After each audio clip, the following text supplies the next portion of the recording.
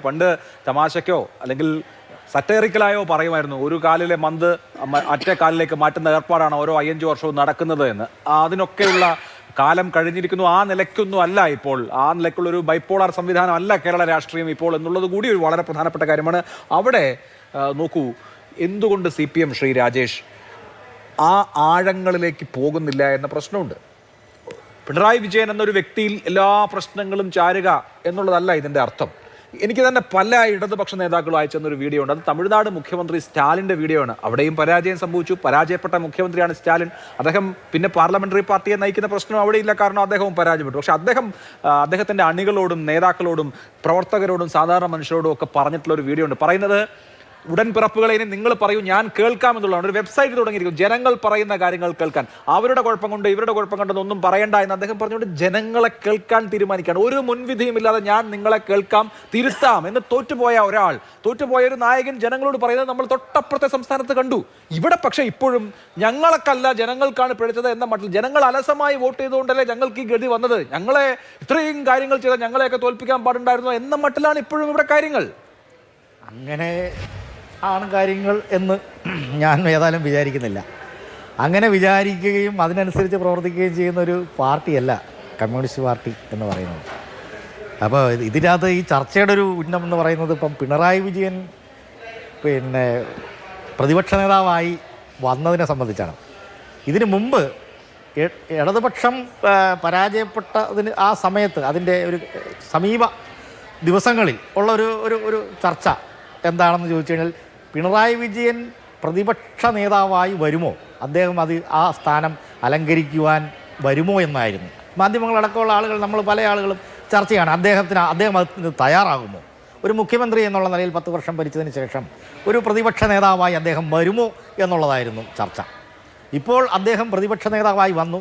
ആരായിരിക്കണം പ്രതിപക്ഷ നേതാവ് എന്നതിനെ സംബന്ധിച്ച് LDFും ആ നേതാവ് അടക്കമുള്ള ആളുകളുടെ പാർട്ടിയുമാണ് തീരുമാനിക്കുന്നത്. നമ്മളിവിടെ പുറത്തിരുന്ന് കുറേ നരേഷൻ ഉണ്ടാക്കുക, ചർച്ച ചെയ്യുക എന്നതിനപ്പുറത്തേക്ക് റിയാലിറ്റി എന്ന് പറയുന്നത് പ്രത്യേകതരം പാർട്ടിയാണ്. ഇതൊരു വല്ലാത്ത പാർട്ടിയാണ്. ഈ പാർട്ടിയെ കുറിച്ച് നിങ്ങൾക്കൊരു ചുക്കും അറിയില്ല എന്നൊക്കെ ആരോടായി പറയുന്നത്? ജനങ്ങളോടാണ് പറയുന്നത്. ജനങ്ങളോടല്ല പറയുന്നത്. പണ്ട് ഇപ്പോ നേരത്തെ ലേഖനത്തിന്റെ കാര്യം പിയേഴ്സൺ മാഷ് പറഞ്ഞില്ലേ, MM വിജയൻ അന്നൊരു ലേഖനം എഴുതിയിരുന്നു, അതുപോലെ മാതൃഭൂമി ആഴ്ചപ്പതിപ്പിൽ പാർട്ടി ഉണ്ടാവും, പക്ഷേ പിറകിൽ ജനങ്ങൾ ഉണ്ടാവില്ല എന്ന്. അല്ല, MM വിജയൻ മാഷൊക്കെ അതൊക്കെ എഴുതിയതിന് ശേഷം എത്രയോ കാലം പാർട്ടി ഇപ്പോഴും നിലനിൽക്കുകയല്ലേ. ഒരു തെരഞ്ഞെടുപ്പിൽ പരാജയപ്പെട്ടതിന്റെ പേരിൽ നിങ്ങളൊക്കെ ഇങ്ങനെ ആഹ്ലാദിക്കുകയും ഇതിനെയൊക്കെ നന്നാക്കി എടുത്തു കളയുമെന്ന് പറഞ്ഞുകൊണ്ട് സംഗതി മനസ്സിലാകുന്നുണ്ട്. സംഗതി എത്രയോ കാലമായി നമുക്കെല്ലാം മനസ്സിലാകുന്ന കാര്യമാണ്. അപ്പം ജനങ്ങളുടെമായി ബന്ധപ്പെട്ടിട്ട് നിൽക്കുന്ന ജീവനുള്ള ഒരു പാർട്ടിയാണിത്. എന്താ സംശയിക്കുന്നത്? അടിത്തട്ട് മനുഷ്യരോടൊപ്പം തന്നെയാണ് ഈ പാർട്ടി ഉള്ളത്.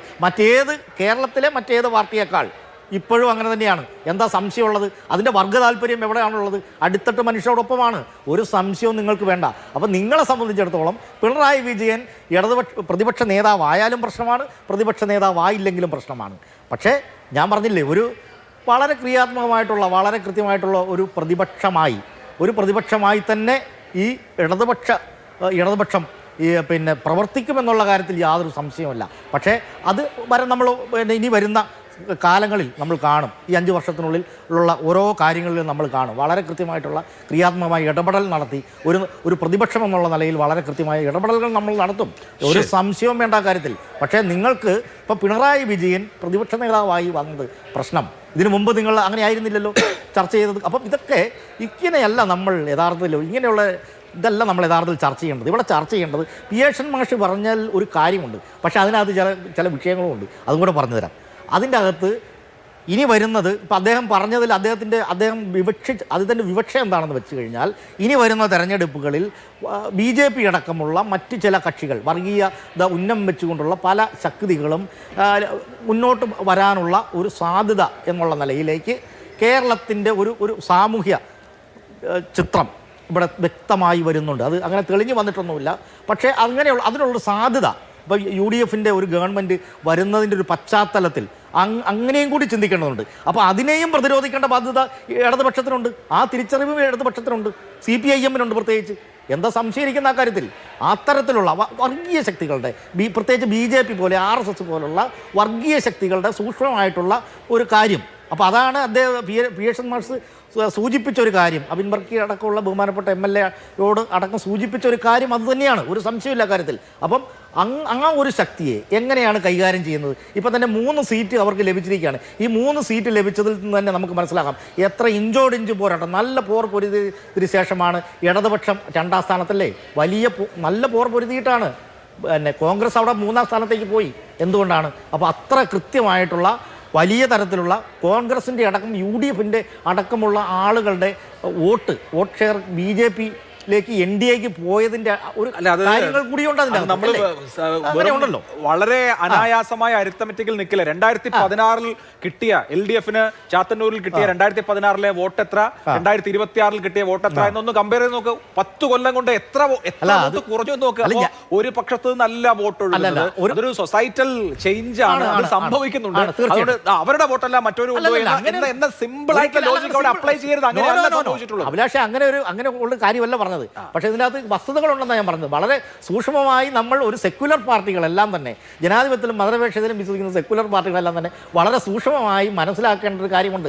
ജാതി മത സമുദായ ശക്തികൾ പലതരത്തിൽ അത് ഉയർന്നു വരാൻ തുടങ്ങി. കാരണം എന്താണ്? വലതുപക്ഷം ഭരിക്കുന്ന അതിൻ്റെ വർഗ്ഗ താല്പര്യങ്ങളുണ്ട്. ആ വർഗ്ഗ താല്പര്യത്തിനനുസരിച്ചുള്ള മത സാമുദായിക ശക്തികളുടെ ഒരു പ്രീണനത്തിൻ്റെ ഒരു വിഷയമുണ്ട്. അങ്ങനെ പല കാര്യങ്ങൾ, വർഗീയമായിട്ടുള്ള ചില കാര്യങ്ങളുണ്ട്. ഇതൊക്കെ ഉണ്ടെന്നേ. അപ്പോൾ ഇതിനെല്ലാം നേരിടേണ്ടതായിട്ടുള്ള ഒരു ക്രിയാത്മക പ്രതിപക്ഷം എന്ന നിലയിൽ ഇടതുപക്ഷം ഉണ്ട് ഇവിടെ.